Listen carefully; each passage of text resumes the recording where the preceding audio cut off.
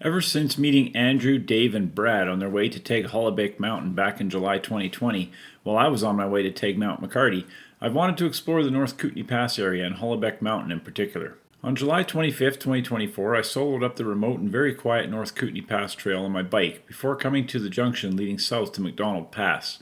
I hiked easily to the pass and from there over an intervening ridge to Hollebeke Mountain. After descending to a low col, I went over the diminutive North Kootenay Point and back onto the North Kootenay Pass Road. I followed the road north before ascending North Kootenay Pass Peak via its easy west ridge. Descent was quick down south slopes to the road before walking and then biking back to my truck. After driving down an extremely rough and very quiet Carbondale River road, I parked 500 meters from the trailhead, deciding that biking would be prudent from here. All the random camping areas along the stretch of road were closed and taped off, presumably for construction and reclamation work. This meant I was all alone on a Thursday as I set off on my bike for the first bridge across the Carbondale River. I'd walked this road before on my way up Mount McCarty with Casey, but this was my first time biking it. Everything started off pretty easy and stayed that way, at least until I reached the end of my ride.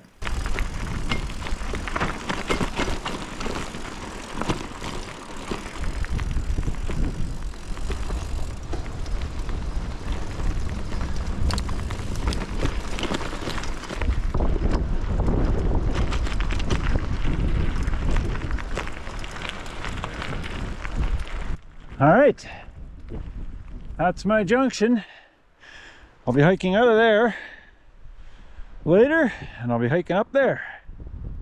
After locking my bike to a nearby tree, I headed off on another solo adventure up another trail that I haven't trod before. It's surprising to me that even after over 25 years of tramping all over the Alberta Rockies, I still have many unexplored trails and areas. Not as many as 25 years ago, though. Absolutely spectacular. I'll tell you. For whatever reason, I go into these areas with just low expectations for scenery, and they just never disappoint. Saying to myself, sometimes I'm a little more on edge, some days than other days, and for whatever reason, this area of the Rockies always has me just a little more on edge, and I think it feels wild. It's almost BC like, which makes sense. A lot of undergrowth, tall undergrowth, and honestly you feel like you're the only one out here, which you probably are, especially on a Thursday. Okay. But you know, even though you feel on edge, you still go out. For whatever reason, I just really enjoy being in these places by myself. I don't know. It is a little bit silly, but it's just something, I guess, 25 years of doing it, quarter century, kind of becomes part of who you are. And I mean, look where I am, you know? Crazy. Just me and the wildflowers and a couple of birds. Incredible rock faces. It's just unbelievable, really.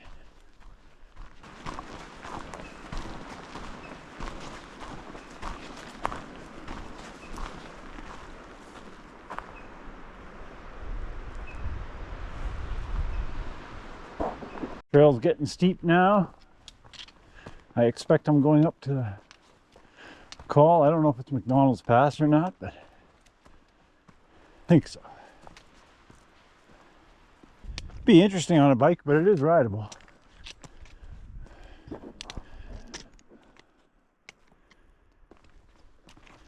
Looking up to the pass.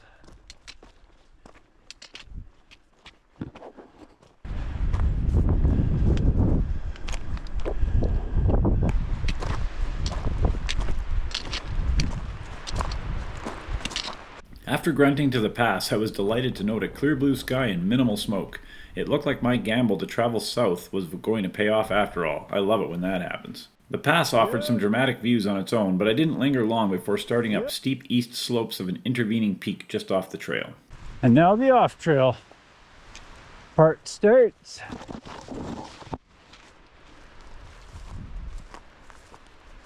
But there's a drainage right here, so certainly makes that a little easier. Oh, there's our slope.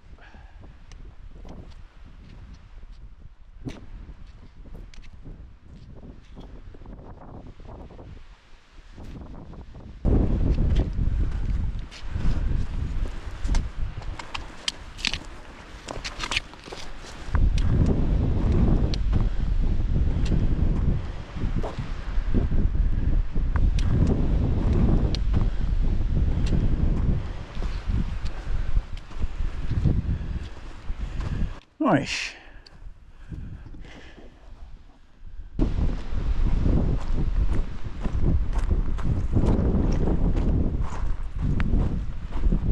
It is windy. Woo.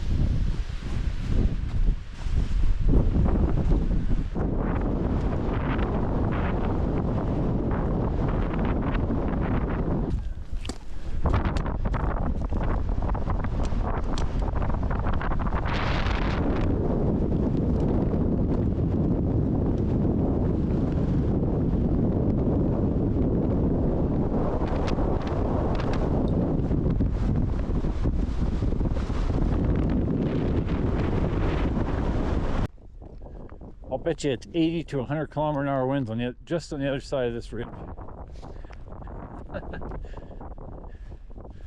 Insane.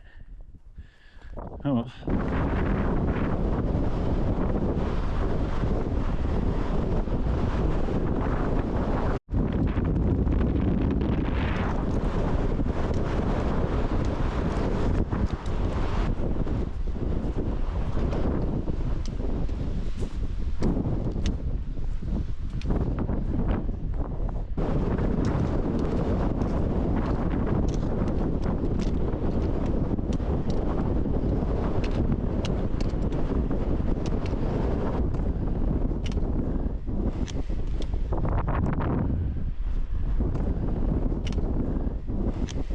Cool little easy scrambling section. The best part for me is that it's out of the wind.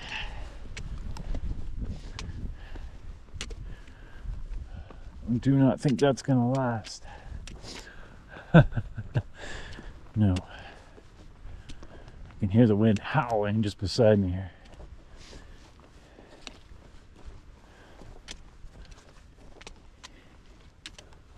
But hey, it's a nice break.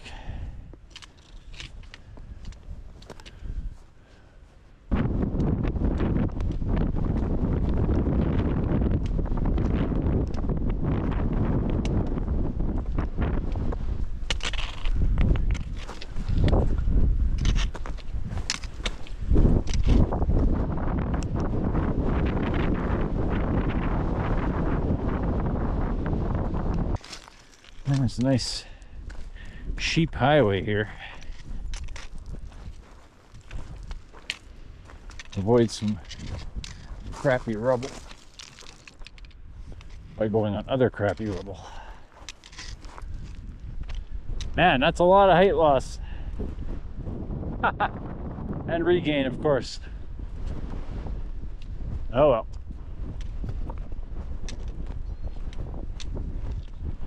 That's why you get to claim 2 peaks on this one.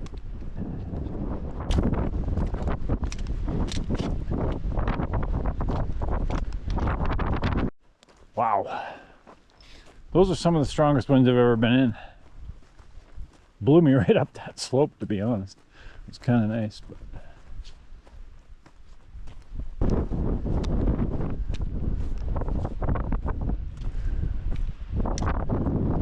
nice.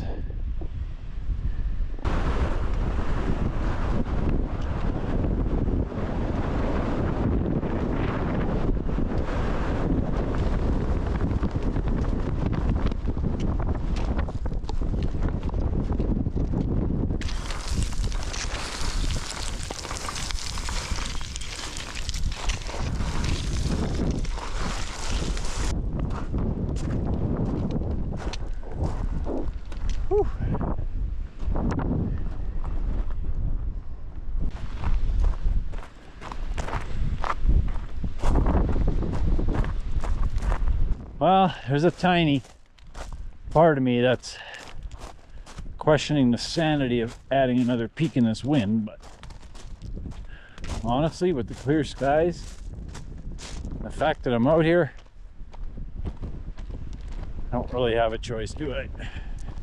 Well, honestly, I'm kind of hoping I blow up this thing. And I think to a certain extent, that's exactly what will happen.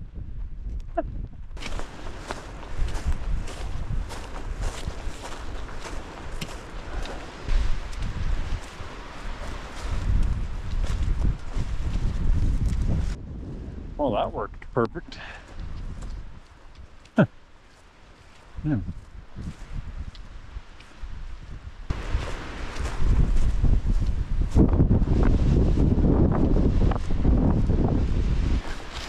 Always has to be some fuckery. Yep. Oh well. In this case, limited.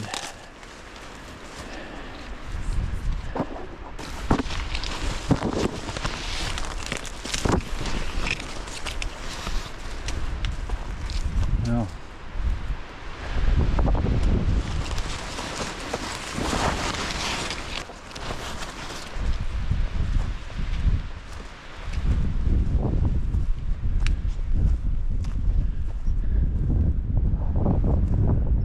Not sure where my wind went, but I'll take it. Look at those colors. Wow.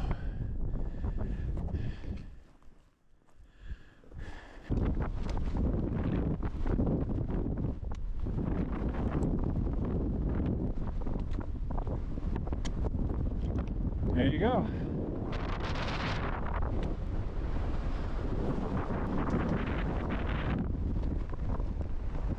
Descent back to the road was pretty quick and obvious on a mix of loose shale and scree and some route finding near the bottom of the south slopes to avoid cliffs just above the road.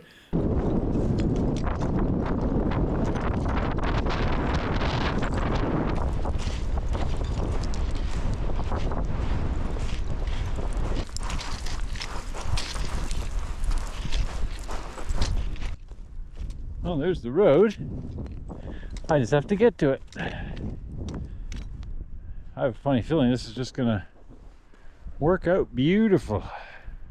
It's almost like there's just a trail winding its way down here, which, you know, I think there probably is. There's a lot of sheep trails in here.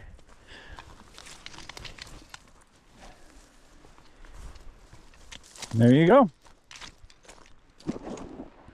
That's up to North Kootenay Pass, and that's gonna take me home.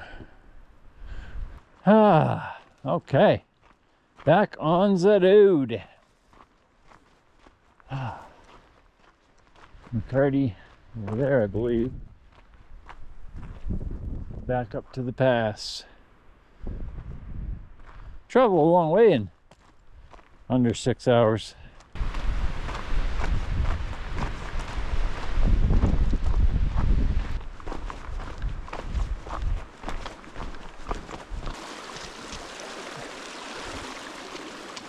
Nice.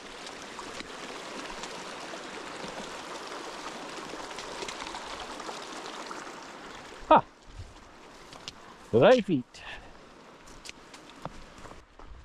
Road definitely seems to improve after that river crossing.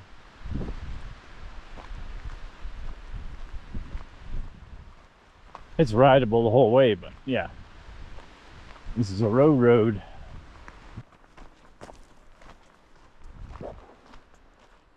There you go. And there's my bike. To be honest, I enjoyed this trip more than I thought I would when first researching it. Although the mountains are small and there are no huge dramatic views of lakes or glaciers as elsewhere in the Rockies, there is plenty to keep the retinas active in this cozy valley. The rocks are a brilliant mix of reds, purples, yellows, and greens. The vegetation is thick and the wildflowers are amazing in this corner of Alberta, where it abuts our equally scenic neighboring province to the west.